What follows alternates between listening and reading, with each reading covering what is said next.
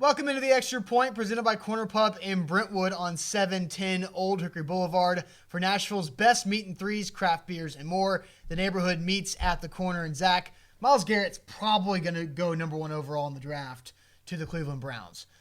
But I still think he's soft. And he proved Monday morning that he is soft by bailing on an interview at Mike and Mike with Booger McFarland setting in, because he said that Booger criticized him on Twitter and has been the whole year about him being soft.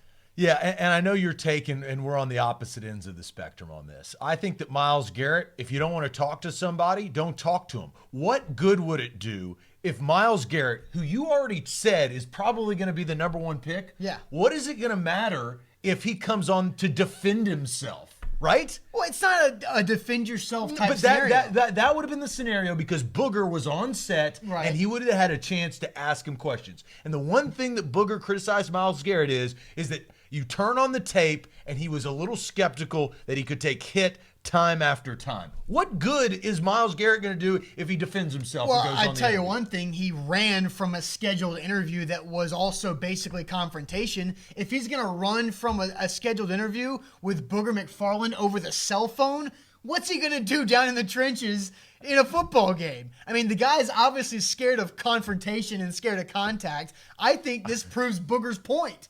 I mean, if Myles Garrett had a problem with what Booger said about him, then talk to the guy and say, you know what? I'm going to prove you wrong. And I have nothing. That would be the perfect scenario for Myles Garrett. You know how many analysts in this entire United States that does sports talks crap about guys, and if every single time that player had to go defend himself... No, but that's not it. That's not how it works.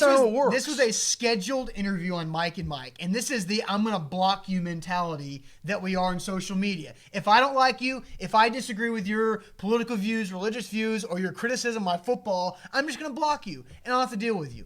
Just because you don't agree with it doesn't mean that you should exit out of your life. Stand up in front of it, stand up and talk to Booger McFarland and say, I'm going to prove you wrong by being the first overall draft pick in this year's draft and going on to have a great career. And you know what? He can do that without talking to Booger McFarland because he's probably going to be drafted number 1 overall. But now he's showing he's running from his problems and running away from confrontation that proves Booger's point the whole time. Well, you know what that would really prove Booger wrong? What's that?